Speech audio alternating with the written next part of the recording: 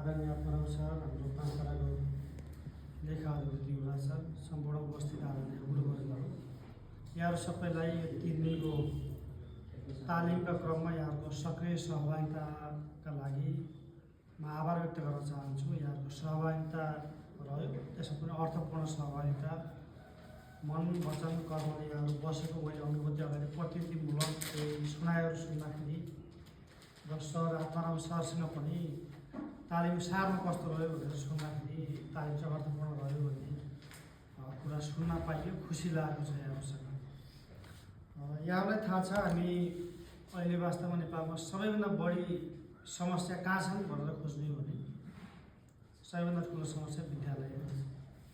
शिक्षा क्षेत्रमा खास गरिकन गुणस्तरीय शिक्षा प्राप्त गर्ने विद्यार्थीहरूको नैसर्गिक अधिकारलाई सुनिश्चित गर्ने सवालमा निःशुल्क होला या त अनिवार्य शिक्षा पाउने संविधानले दिएको कानुन सम्मत व्यवस्था समेतलाई पनि प्राप्त गर्ने सवालमा समस्याहरू देखिने, थुप्रै बाध्यता, अप्ठ्यारा, अभाव र कठिनाइका बिचबाट विद्यालय शिक्षा दिनुपर्ने र शिक्षा लिनुपर्ने जो परिस्थितिका बिचमा हामी छौँ, त्यो बिचबाट पनि यहाँहरूले नलगाड नगरपालिकाको शिक्षालाई टिकाउनका निम्ति, शिक्षाको स्तरलाई माथि उठाउनका निम्ति, हिजोका भन्दा आजको शिक्षालाई सुधार्नका निम्ति यहाँहरूले गरेको योगदानको म नलगाडवासी जागरुक एउटा युवाहरूको नाताले, एउटा सामाजिक संस्थामा प्रतिनिधित्व गर्ने काम गर्ने व्यक्तिहरूको नाताले यहाँहरू सबैलाई म आभार व्यक्त गर्न चाहन्छु र कृतज्ञता व्यक्त गर्न चाहन्छु।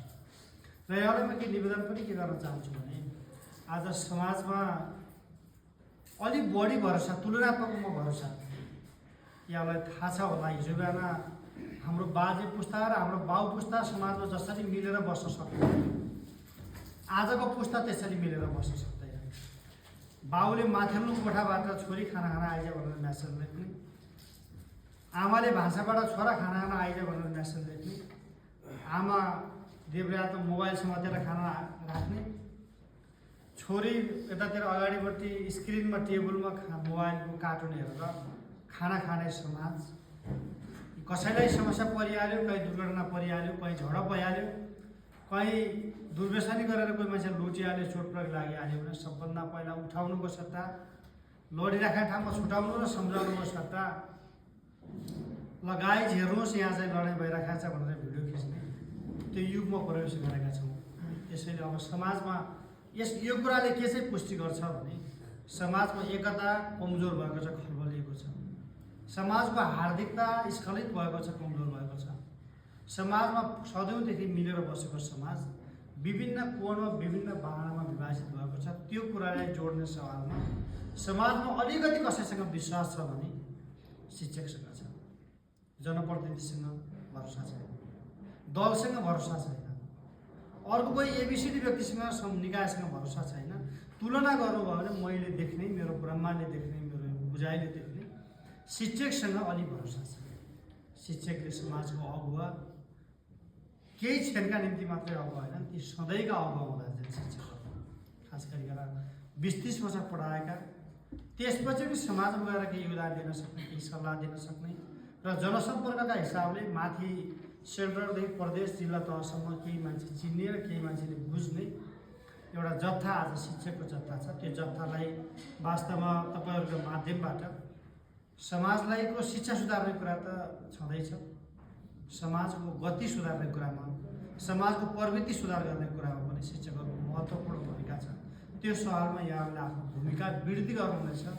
आजको भन्दा वृद्धि गरेर समाजलाई अझै जागरुक समाज, अझै समृद्ध समाज, अझै बनेको समाज, अझै मिलेको समाज बनाउने कुरामा पनि तपाईँहरूको भूमिका रहन्छ होला भन्ने मैले विश्वास लिएको छु।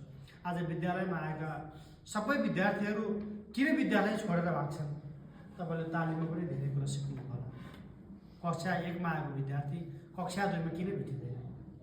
2 कक्षाको विद्यार्थी 3मा किन भेट्दैन? हामीले विषयवस्तुमा पाठ्यक्रममा रहेर 100 पूर्णाङ्कको विषयवस्तु पढाउँदै गर्दा हाम्रा विद्यार्थीले कुनै विषयमा 30 अङ्क किन प्राप्त गर्दैनन्? विद्यार्थीको सिकाइ दर यति कमजोर किन छ? विद्यार्थी हराउने डर यति डरलाग्दो किन छ? विद्यार्थी पढ्ने भन्दा पनि पहिला विवाह गर्न किन रुचाउँछ? विद्यालयमा एउटा विद्यार्थी पढ्ने भन्दा पनि कुलततिर बढी किन उद्धत भइराखेको छ? विद्यार्थी विद्यालयमा आउन मन गर्दैन, मेला जान मन गर्छ, महोत्सवमा जान मन गर्छ। त्यो स्थिति कहाँबाट भइरहेको छ, किन निर्माण भइरहेको छ भन्ने कुरा गम्भीर रूपले समीक्षा गरिएन, सोचिएन भने हाम्रो समाज उठ्दैन, हाम्रो शिक्षा उठेको मानिँदैन, हामीले पढेको ठहर्दैन, पढाएको पनि खास त्यसले अर्थपूर्ण रूपमा सार्थकता प्राप्त गरेको बुझिँदैन होला भन्ने मलाई लाग्छ।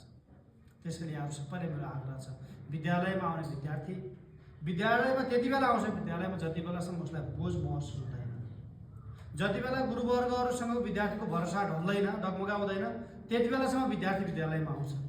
मैले चाहेको विद्यालयको शिक्षा प्राप्त गर्नका निम्ति मेरा गुनासाहरू सुनाइ हुन्छन् विद्यालयमा, मेरा समस्याहरू सुनाइ हुन्छन् विद्यालयमा। मैले सुनिराखेको छैन, सरले नसुनेको कारणले मलाई पहिलो बेन्चमा लिएर राख्नुहुन्छ, मेरो समस्या समाधान हुन्छ, विद्यालय जानुपर्छ भन्ने भरोसा जुन दिनसम्म बन्दैन त्यो दिनसम्म विद्यार्थी हराउने स्थिति रहिरहेको छ, विद्यार्थी भाग्ने स्थिति रहिरहेको छ। विद्यालयमा दण्ड पाएका कारण विद्यालय छोडेका कैयौँ अग्रजहरूको हामी कथा व्यथा सुन्थ्यौँ। सरले टाउकोमा हान्नुभयो, काँडा गढेका लक्ष्यले हान्नुभयो भन्ने हिजो बेलाको जमाना थियो। विद्यालय छोड्नुहुन्थ्यो त्यो बेला। हामीले विद्यालयमा आइसकेपछि शिक्षक, विद्यार्थी, विवेचक, अभिभावक, शिक्षक अभिभावकसँग जो विद्यार्थी विद्यालयसँग प्रत्यक्ष रूपमा जोडिने व्यक्ति निकाय हुनुहुन्छ, उहाँहरू सबैका समस्या समाधान गर्न सकियो भने विद्यालयप्रतिको अपनत्व विकास हुन्छ। अपनत्वको भावना विकास नभइकन विद्यालय मैले लगानी गर्नुपर्छ, मेहनत गर्नुपर्छ भन्ने कसैलाई हुँदैन।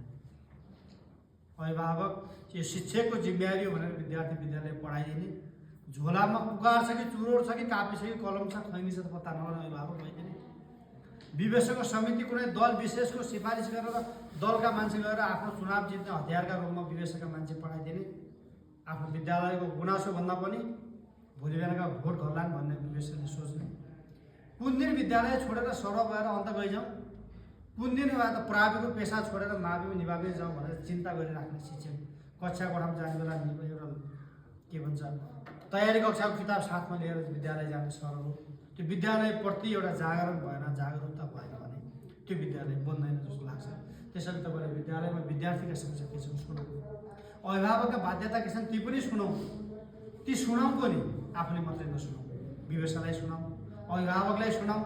मैले कहिलेकाहीँ यसो हेर्छु, हाम्रो अभिभावकलाई कण्ठ हुन्छ, हेर्नुहोस् कुन पसलमा रक्सी सक्यो कि थप्यो भन्ने कुरा कण्ठ हुन्छ हाम्रो अभिभावकलाई। चुरोट पाउने पसल कुन ABCD कुन पसलमा चुरोट र पुकार पाउँछ हाम्रो अभिभावकलाई कण्ठ हुन्छ। तर आफ्नो छोराछोरी 15 वर्षमा चिची लभ पारेर 16 वर्षमा फेसबुकमा व्हाट्सएप टिकटकमा पुरा गरेर 17 वर्षमा आमा हुन थालेको कुरा हाम्रो अभिभावकले थाहा पाउँदैन। काखबाट उतापट्टि बाउ सुत्या हुन्छ, अर्को कोठाबाट छोरी विवाह गरेर राति भाएको, छोराले बुहारी घरभित्रको थाहा पाउनुहुन्न। त्यो व्यवस्थाका बिचमा हाम्रो समुदाय छ, त्यो केही जानेर छ, केही कुरा हामी जानेर पनि कार्यान्वयन नगरेर पनि त्यो समस्या हाम्रो समाजमा छ। आज तपाईँले हेर्नुहोस् त, प्रत्येक दिन तपाईँ र हाम्रो टोलबाट कति मान्छे विदेश जान्छन्, ती मान्छे नेपालमा सचिवमा नाम निकाल्न पाएको भए, उपसचिवमा नाम निकाल्न पाएको भए, नेपालको इन्जिनियर डाक्टर भइदिएको भए, नेपालमा व्यवसाय गर्नका निम्ति 10 लाख 15 लाख रुपियाँ बिउ पुँजी प्राप्त गरेको भए, तालिम र सिप प्राप्त गरेको भइदिए ती मान्छे नेपाल छोड्छन्। आज डरलाग्दो तथ्याङ्क भाष्य हेर्नुहोस्, तपाईँ हामीले बनाएको समाज, तपाईँ हामीले देखिराखेका समाज, 17 वर्षमा नेपालका सबै आमा किशोरीहरू आमा भइसक्छन्, बच्चा जन्माइसक्छन्। अमेरिकाका मान्छे एभरेजमा कहिले बिहा गर्छन्, कहिले आमा बन्छन्, जापानका मान्छे कहिले विवाह गर्छन्, कहिले बिहा गर्छन्। हामीलाई सबैभन्दा पहिलो काम, आधारभूत हाम्रो काम भनेको विवाह गर्नु, बच्चा जन्माउने। त्यसपछि समाजले के गति बेहोरिराखेको छ, डिभोर्सको केस यति बढेको छ, हेर्नुहोस् डरलाग्दो भएर बढाएको छ। जाजरकोट मात्रै आधाभन्दा बढी केस जिल्ला अदालतमा गएर तपाईँले हेर्नुभयो भने करिब 60% केस सम्बन्ध विच्छेदका केस जिल्ला अदालतमा दर्ता हुन्छ। ती 60%लाई 100 मान्नुभयो भने त्यसको 80% भन्दा बढी ती बाल विवाह भएका कारणले गर्दा सम्बन्ध विच्छेद गर्छ। सम्बन्ध विच्छेद गर्छ, आमा अन्त बिहा गरेर जान्छ, बाउले अर्को श्रीमती ल्याउँछ, या त विदेश जान्छ, या त आमा विदेश जानुहुन्छ, बाउले अर्को श्रीमती ल्याएर घर आउनुहुन्छ। दुईटै आमा र बाउ बिना बच्चा बच्ची पढ्नुपर्ने, बस्नुपर्ने, उपयुक्त वातावरण नपाउनु पर्ने खालको परिस्थिति आज निर्माण भइरहेको छ। नेपालमा हेर्नुभयो भने 77 सालमा 600-700 वटा डिभोर्स हुन्थ्यो नेपालमा। 77 सालमा आज 12 वर्ष यता हेर्नु भने हेर्नुभयो 81-82 मा आएर हेर्नुभयो भने 38,600 सम्बन्ध विच्छेद हुन्छ। 38,000 सम्बन्ध विच्छेद हुँदै गर्दा एउटा घरबाट एउटा मान्छे मात्रै आमा बाउ विहीन भयो भने 38,000 बालबालिका कहाँ भेटिन्छन्? स्कुलमा भेटिँदैन, समाजमा भेटिँदैनन्। आमा बाउको मायामा सडकमा भौतारी राखेका, अभावमा अरूको गुलामी टेबल पुस्दै गरेका अवस्थामा भेटिनुपर्ने स्थितिमा हाम्रो समाज छ। त्यसैले मैले यहाँहरू सबैले यो कुरा किन आग्रह गरेको छु नि, बाध्यताहरू छन्, यी समस्याहरू छन्। यसका बावजुद पनि तपाईँ कार्यरत भएको विद्यालय, तपाईँ बस्ने टोललाई माथि उठाउने गरिकन कसरी यो भूमिका बढाउँ। आज कोही मान्छेहरू एउटा अचम्म त के भएको छ भने नेपालमा कोही मान्छे आफूले गरेको कर्मसँग सन्तुष्ट छैन। तपाईँहरूलाई सबैले सोध्ने भने शिक्षक पेसा बेकार रोजिएछ भन्ने लाग्यो। अब सरलाई सोध्ने भने सरले अहिले गरेर कामसँग सन्तुष्ट छैन। मलाई पनि कहिलेकाहीँ लाग्छ कहिले फस्यो क्या बेकार अन्तका आवाज उपसचिव सचिव भइन्थ्यो होला, आज पढाइ ठिकै थियो, बेकार के हो गन्तव्य पनि छैन भन्ने लाग्छ। कहिले कहाँ पुगिने भन्ने कन्फ्युजन हुने खालको छ। मान्छे आफ्नो काममा सन्तुष्ट छैन। सबभन्दा त्यो चाहिँ कारण के रहेछ भने मान्छे फेल हुने, मान्छे असफल हुने मुख्य कारण चाहिँ के रहेछ? आफूले गरेको ठाउँका सम्भावना नबुझ्ने, अरूले गरेका अरूले भइरहेका कामलाई चाहिँ एकदम त्यसमा चाहिँ खुसी मन्थन गरेर त्यहाँ सम्भावना देख्न थाल्यो भने मान्छेको दुर्गति त्यहीँबाट सुरुवात हुन्छ। त्यसैले यहाँ सबैले मेरो आग्रह छ, शिक्षामा जोडिनु भएको छ, त्यहीँबाट तपाईँले सबभन्दा ठुलो पुण्यको काम, सबभन्दा ठुलो समाजमा योगदान, समाज सेवा जे सेवा भने पनि त्योभन्दा ठुलो सेवा हुन सक्दैन। यो काममा तपाईँहरू लाग्नु होला। हामी 5 तारा पनि तपाईँको साथमा छौँ। व्यक्तिगत रूपमा म पनि तपाईँहरूको साथमा जोडिन्छु। हामीले गर्नुपर्ने ठाउँ काम हामी गरौँ। विद्यालयभन्दा बाहिर भएका बालबालिका विद्यालय ल्याउँ, विद्यालयमा ल्याएका बालबालिका सिकाउँ, बढी टिक्ने बनाउँ र समाजमा बिक्ने बनाउँ, बजारमा बिक्ने ठाउँका जनशक्ति तय गरौँ। भोलि रिटायरमेन्ट हुँदै गर्दा तपाईँहरू घर सेवानिवृत्त हुँदै गर्दा मैले पढाएका 2टा मान्छे डाक्टर छन्, मैले पढाएका 4वटा मान्छे मन्त्रालय आज चलाएर सरकारको मन्त्रालय चलाछन्, सरकारलाई सजेसन दिइराखेका छन्, मैले पढाएका 2टा मान्छे राजदूत छन् भन्न पाइयो भने त्योभन्दा गर्वको क्षण, त्योभन्दा खुसीको क्षण, त्योभन्दा ठुलो छाती उदार मन हुने दिन चाहिँ अर्को दिन आउँदैन होला। त्यसका लागि यो तालिममा पनि यो गुनासो व्यवस्थापनका माध्यमबाट पनि विद्यालय शिक्षालाई सुधार गर्ने कुरा कहीँ न कहीँ योगदान पुगेको छ होला भन्ने मलाई लाग्छ। हामी कस्तो भयो भने ठुलाले हाम्रो साथीहरू, हाम्रो स्टाफमा करिब 150 जना स्टाफ हुनुहुन्छ, मसँग आएर सिधा कुरा भन्न सक्नुहुन्न। हामीले के भनेको छ, इमेल गर्नुहोस् भने इमेल गर्न सक्नुहुन्न। टोल फ्री नम्बर छ, त्यो कसले फोन गर्यो भने थाहा पाउने सिस्टम हुँदैन। त्यहाँ फोन गरिदिनुहोस्, हामीले थाहा पाउँछौँ। भएन भने गुनासो पेटिकामा ल्याउनुहोस्। हातले बिग्रिन्छ भने कम्प्युटर टाइप गर्नुहोस् भनेको छ। कम्प्युटर टाइप गरेर त हरिबहादुरको श्यामबहादुरको कम्प्युटर थाहा हुन्न। हातले लेख्यो भने त बाङ्गो अक्षर ठाडा गोला अक्षर चिनिहाल्छन्। त्यहाँ त्यसै राख्ने गर्नुहोस् भनेको छ। हुँदो रहेछ के भने अग्रजलाई सम्मान गर्ने सवालमा अग्रजले प्राप्त गरेको अधिकारबाट थप जोखिम हुने डरले आफ्ना गुनासो विद्यार्थीले विद्यालयमा राख्दैनन्। बाटोमा आउँदै गर्दा सिनियरले कुटाइ खाइन्छ भन्ने डरले विद्यार्थीले आफ्नो समस्या नराखेका हुन सक्छ। यो भने चाहिँ थप जोखिम हुन्छ कि भन्ने हिसाबले भन्न सक्छन्। त्यसैले यो गुनासो सुनाएको व्यवस्थापनलाई विद्यालयमा राम्रो बनाऊ र कहिलेकाहीँ यसको मैले अन्तिम एउटै आग्रह के गरेँ भने यो यसका कारणले विद्यार्थीलाई कोही विद्यार्थी अर्को विद्यार्थीबाट जोखिम चाहिँ हुनसक्छ।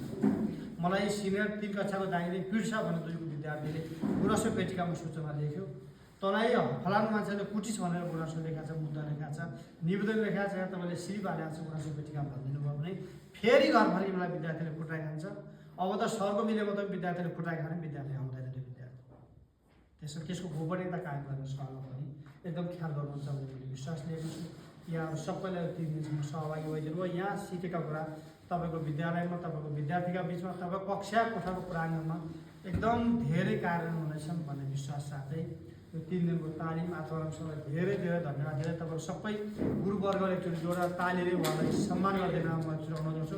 यो ताली बजाएर आत्माराम सरलाई बधाई दिएको सम्मान दिन्छ। त्यति बेला राख्दै तालिमले सकेको जानकारी गर्छु। हस्, धन्यवाद। यहाँ सबै